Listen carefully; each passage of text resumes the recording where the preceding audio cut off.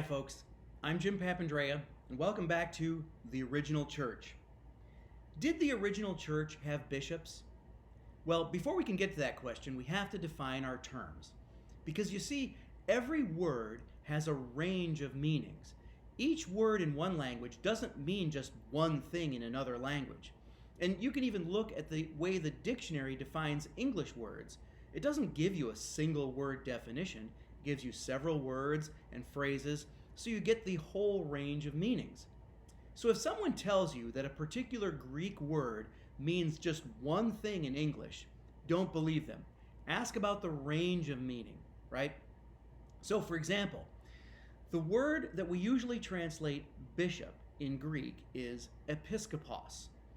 It's often said that it means overseer, and that's true, but it also means a shepherd. In the Greek translation of the Old Testament, we call this the Septuagint, and this was the Bible of the apostles. In that Greek translation of the Old Testament, sometimes when the word shepherd is used, as in God will shepherd his people, sometimes that's actually a form of the word episkopos. And it's kind of like literally saying God will be a bishop or an overseer over his people. But probably the most familiar word to many Christians is simply the word pastor. The Greek word episkopos can easily be translated as pastor. Now, pastor in English also means a shepherd, someone who leads and cares for a flock. But here's the problem. There's another word that's also used in the New Testament and in the early Christian literature, and that word can also mean pastor. The word is presbyteros. This word can be translated as pastor, or presider, or priest, or elder. But that last one makes it confusing because sometimes when it's translated elder, it means an official leader in the church, and other times it simply means an older and wiser church member. The point is that these two Greek words, episkopos and presbyteros, have overlapping meanings. I wouldn't go so far as to say that they mean the same thing, but their ranges of meaning overlap. In fact, Paul actually uses these two words as synonyms in Titus, both words referring to the pastors whom Titus might choose and commission to lead the house churches. In about the year 150, a church father known as Justin Martyr wrote a document where he uses a completely different word with also an overlapping range of meanings. That word is proestos. It means presider. Sometimes it's translated as president, but I'm not particularly fond of that translation. But the word also has a range of meaning that would include the teacher of a school of philosophy. So it means a teacher. All of these things have to be kept in mind as we talk about whether the original church had bishops. And by the way, just to make things even more difficult, there is no Greek equivalent to the English word clergy. So if you want to ask about who the clergy were in the original church, well, there's simply no good Greek word to go after that English word clergy. Well, now with all that in mind, we can get to the question. So, in the first century, and here I'm thinking about the New Testament and a document known as the Didache. This is a kind of church order manual written about the same time as the Gospels. In those first century documents, the word episkopos that we translate as bishop simply means pastor.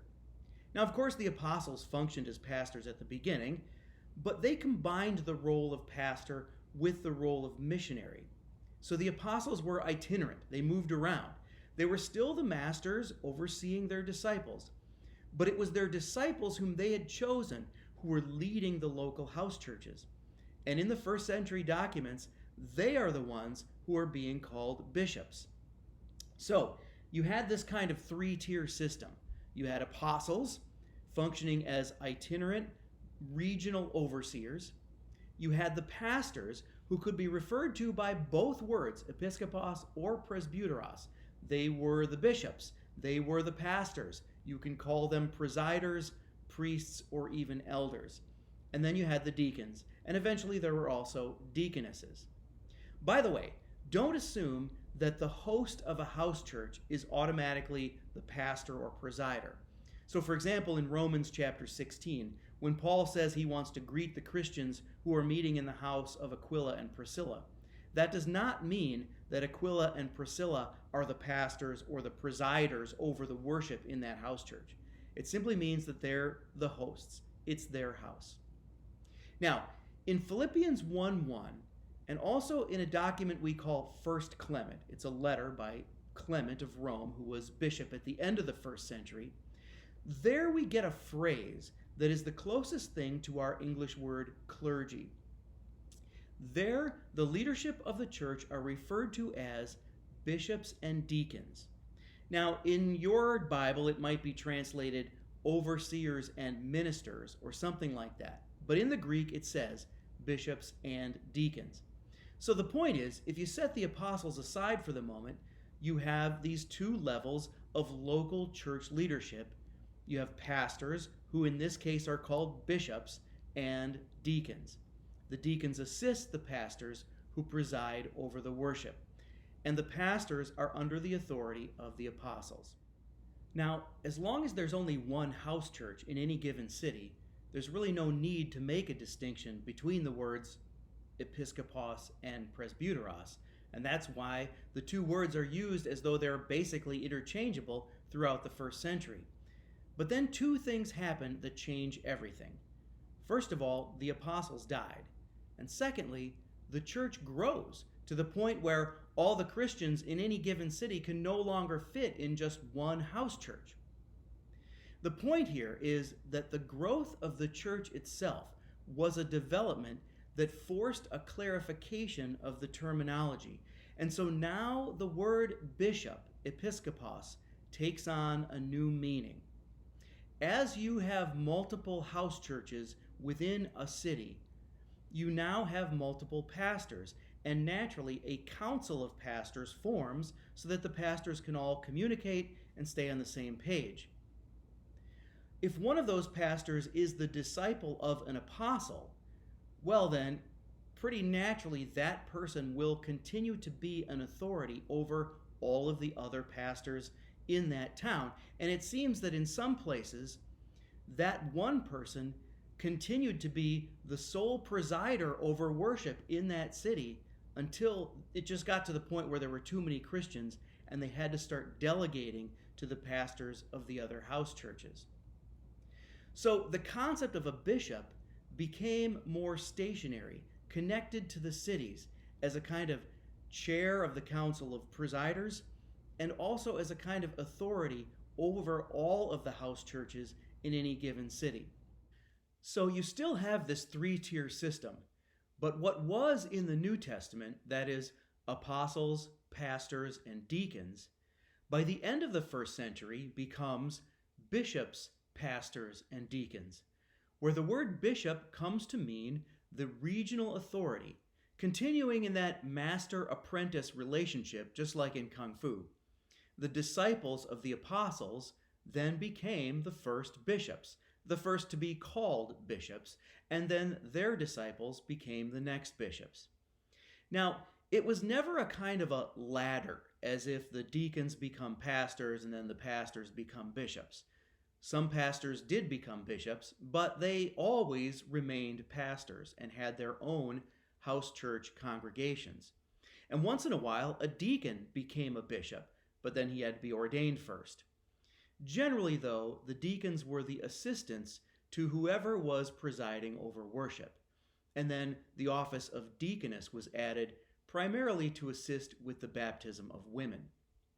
But there is the assumption that the bishops have authority over the pastors and the deacons in any given city, including the authority to choose, commission, and ordain new pastors. So, did the original church have bishops? Well, if you're thinking of an office that is largely administrative and a person who has no congregation of his own to lead, then no, being a bishop in the original church was not like that.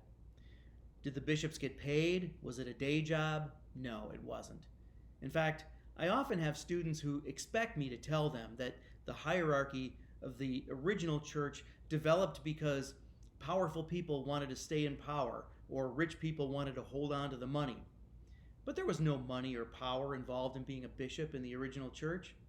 In fact, one of the earliest bishops that we know about, Clement of Rome, he was the Bishop of Rome while he was a slave. But there was in the original church an office of regional authority with responsibility over the pastors in their region, and they were responsible for the following 5 things. Number 1, they were responsible for the teaching of the church, for making sure that the doctrine of the church and ongoing interpretation stayed faithful to what they had received from those who came before them. In other words, they were responsible for making sure that what was being taught was a legitimate development and not a heresy. Number 2, they were responsible for what we call the discipline of the church. And that basically means who is in good standing with the church and who is not. And you can already see in 1 Corinthians, the Apostle Paul advocates excommunicating someone from the church. And so that was a real thing. And in that sense, the bishop represented the church in matters of membership. Number 3, the bishop was responsible for the unity of the church, staying connected with the bishops and the Christians in other areas. We can already see this in that letter that I mentioned, 1 Clement, and also in the letters of Ignatius of Antioch around the early 2nd century. Ignatius was adamant that only one person should be called bishop in any given city, because if you have 2 centers of authority in one city, what happens when they disagree? You're going to force all the Christians in that city to choose sides, and then you no longer have one church in that city. You would have 2. So there can only be one bishop per city. Number 4, the bishops were in charge of charity. They were in charge of receiving and then distributing the resources that people might donate that would then go to those less fortunate. Those resources might include money, but they also might be clothing, food, or other kinds of things. And finally, the bishops were in charge of commissioning the next generation of pastors who would continue the leadership of worship. And we can already see in the New Testament, in 1 Timothy, the reference to the ordination by the laying on of hands by the council of pastors.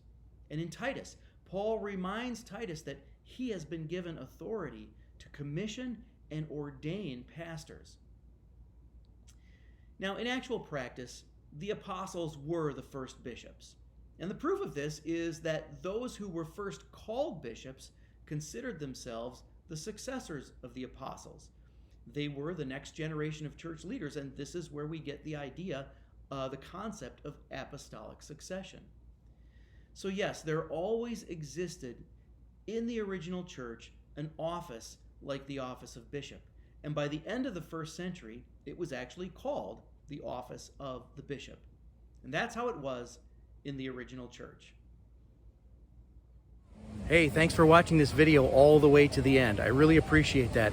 Please share this video with your friends, and please join me in the original church community on locals.com. Don't forget that if you join the original church community on locals.com, you can join me each week for a live, in-depth, chronological Bible study.